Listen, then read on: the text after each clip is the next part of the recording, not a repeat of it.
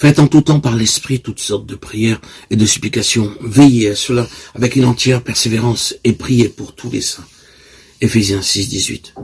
Nous avons vu que ce qui est vrai de l'activité de l'ennemi dans le but d'empêcher la prière est aussi vrai en ce qui concerne interrompre la prière.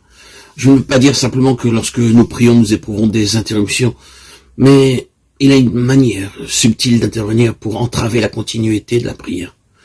Nous pouvons réussir à avoir nos temps de prière peut-être pendant une semaine ou davantage, lorsque s'introduit une chose qui arrête cette continuité. Et nous la perdons. Et nous verrons que pour retrouver cette vie de prière, il nous faudra lutter avec beaucoup de difficultés. Pour beaucoup d'entre nous, notre histoire est celle d'une vie de prière spasmodique, qui se manifeste par moments. Une histoire chargée de la nécessité de lutter sans cesse pour retrouver la base de prière perdue. Parce que nous avons des arrêts. Ce sont les interruptions de l'ennemi. Et c'est là qu'il nous faut veiller. Il nous faut spécialement veiller contre les réactions après un temps de prière intensive. Veiller à ne pas nous relâcher, en sentant qu'après un temps très sérieux, nous pouvons prendre des vacances spirituelles. Il y a toujours un grand péril, comme David en a fait l'expérience. En un temps où les rois étaient sortis pour la bataille, il monta sur le toit de sa maison. Et ensuite, ce que l'ennemi n'aura pas réussi à empêcher, ce qu'il ne peut pas interrompre, il cherchera à le détruire. C'est-à-dire, il dirigera son attention ensuite sur notre vie de prière, afin de la détruire. Nous pouvons avoir un temps de prière intense, nous pouvons avoir une série de moments de prière intense, et l'ennemi cherchera toujours, s'il ne peut pas attaquer directement notre vie de prière, à l'attaquer sous un autre angle, qui ne semble pas être directement lié à elle, mais par lequel nous serons indirectement paralysés. Notre vie de prière peut être très forte et bonne et consistante, alors quelque chose arrive dans un autre département de notre vie, dans une autre relation, de sorte que lorsque nous voulons prier, nous voyons que cette chose a jeté un coup direct sur notre vie de prière et nous sommes incapables de prier avant que cette affaire ait été mise en ordre.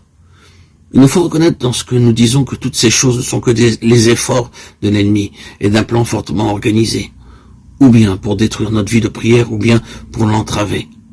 Nous verrons ainsi que le point central de toute chose, c'est notre vie de prière. C'est lorsque nous en arrivons réellement à prier, lorsque nous nous livrons à la prière, que nous découvrirons exactement où nous en sommes en relation avec toute notre vie. L'iniquité que nous gardons dans notre cœur peut n'avoir aucun rapport avec notre vie de prière, mais elle portera indirectement un terrible coup sur elle.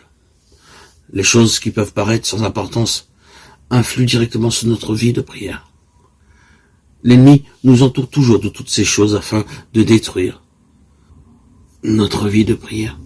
Nous subissons l'influence de tout l'état des choses lorsque nous nous adonnons à la prière. Nous pouvons ne pas reconnaître pour l'instant ce que signifie une petite chose, quelle qu'elle soit, une communion interrompue, une relation tendue, une contrariété, une brèche quelque part. Nous pouvons ne pas reconnaître exactement ce que cela signifie, avant de nous donner à une forte envie de prière, et nous verrons que cette chose a frappé à la vie même de la prière.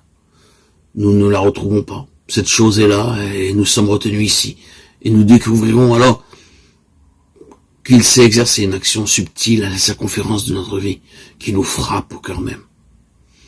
L'ennemi cherche à la détruire, pour ainsi dire, à jeter des obstacles qui la rendent impossible, des choses de l'extérieur. Je pense que nous pouvons tous suivre ces pensées. L'expérience l'éprouve.